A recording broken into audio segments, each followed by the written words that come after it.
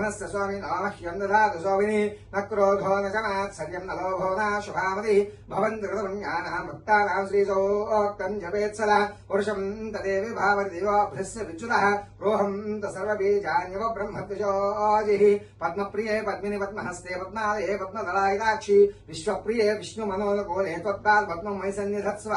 ॐ पर्याप्त्यानन्तरायाय सर्वस्तोमोतिरात्र उत्तममहद्भवति सर्वस्याप्त्ये सर्वस्यजित्ये सर्वमेव तेनाप्नोति सर्वं जयति अस्य यजमानस्य